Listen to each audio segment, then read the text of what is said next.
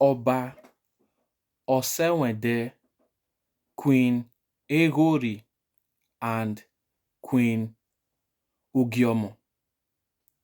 Now, when I narrated the story of Oba Osewende, how he ran to Esan and seek refuge in Esan and became a refugee in Esan, while Oba Egbabo, his younger brother, was crowned the king, the Oba of Benin then.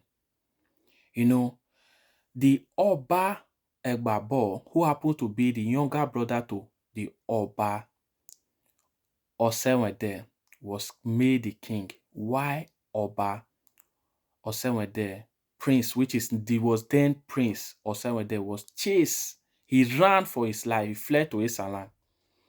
You know, this story of I'm going to deal with these two Queen Eghori and Queen Ugiomo. Why may I remind you that when Oba Osewede was residing in Esan, was a refugee in Esaland, he got married to a lady, Eghori. Eghori. Now, in Esaland, they bore a daughter before the Esan, warriors led by Ezomo followed.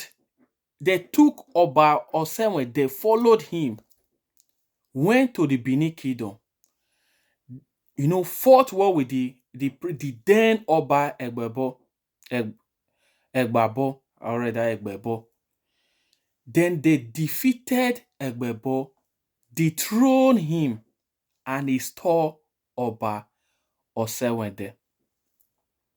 Then, in that place, when Oba Osewende, after he now become the Oba, he got, before he became Oba, he got married, later got married to a Benin woman named Ugiomo. Meanwhile, he already have this Esan queen that already bore a daughter for him in Esaland. Now what we have to do now is say Esan queen and the Edo queen. Later, both of them were pregnant. Now, the Esan queen delivered far before the Edo queen, which is the Eghori, deliver before the Ugiomo, both queen. Do you know what the Benin people did? Because they capitalized on the fact that Eghori, which is the Esan queen, is a stranger, probably he might not be fully aware of the tradition. Because rather they gave Oba Osewede got married to her while when he was still a refugee in Esaland. Do you know what they did? They told her that you have to first of all check the health of the child and also weigh your health. Check if you are okay. Once you are okay, then you can take the child and present that your son to the Oba. As they were doing those things, the Benin queen bear a son as well, which is Ugiomo.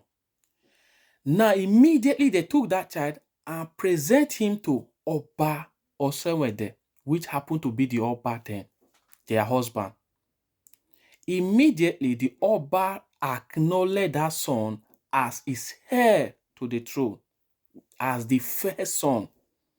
Later, this Esan queen present his son, and they acknowledge that they said it. Oh, actually this Esan queen deliver far before the Biedo queen Ogiomo. Guess what happened? Oba Osewede has already made his declaration that son that was delivered by a Benin woman will become the heir. and he therefore named the Esan's son, the child that was born by the Esan queen, which is Eghori, after those people who betrayed him, the Benin people, part of the Benin. They are Benins, Ogbe. Ogbelekan. He named it Ogbelekan. Name the son Ogbelekan. Now, after that, that son did that was the beginning of the enmity between those two sons. Okay.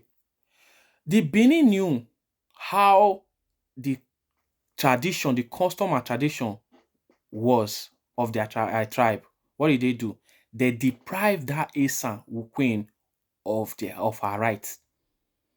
You know, when you have a son, you are the one that gave birth, as a lady, you are the one that gave birth to a first son, and your son now become the second son. Why the second son now become the first son?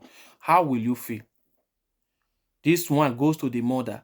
At the end of the day, they betrayed Esan for all the things that Esan has did for them. Oba Osewende were installed by Esan warrior, led by Ezomo, an Esan warrior general. So, to my Benin people, for those of you who always come to my comment section to comment, Esan is a betrayer, Esan betrayed you. How did the Esan betray you? You rather betrayed Esan. Then you become around for people to sympathize with you. Then you play a victim card. You deprive Esan woman of her rights. Then you expect Esan to be happy, fully happy for what you have done, for your ungrateful heart to them. If there be anybody that you're supposed to be grateful for, Esan, who left their whole kingdom, 35 kingdom, to follow your Oba, who was chased away, who was a refugee in our land, and he stole him after you people, turn around to buy the figure that fed you people. Tomorrow you come around to say, oh, this is just the fat history, which you can verify from yourself.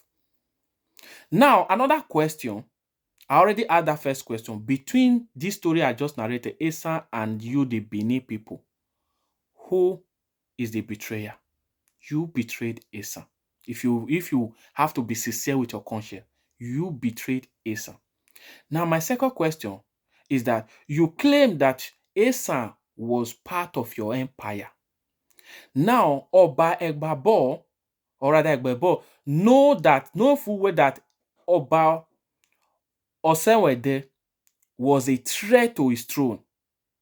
Why didn't him come to Esan to unalive him if he has the power? Because if Esan was, a toy ground where you people, the Benin warrior, can just come around and to do anything you want, why didn't he come or send message to you guys claim that Esan kings, they are chief to your Oba?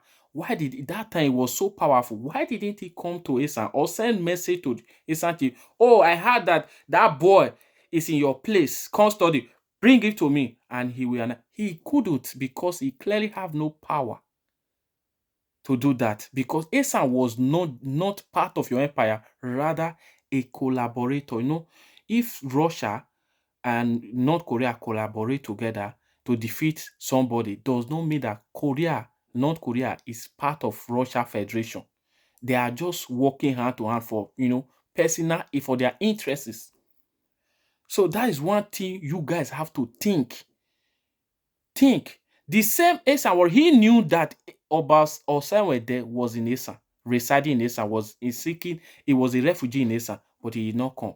He know what Esan can do then, but he did not come to fight Esan, to take Oba Osewende by force and unalive him. But he rather wait till the Esan decided to, take their time, or decide to embark and dismantle Benin, dethrone him, and install Oba Osewende. Guys, my question still remains the same. Between Esan and the Benin now, who was the betrayer, and who still remained the betrayer? Guys, let's discuss this on the comment section. If you're an Esan on the building, shout Esan Oye Oye.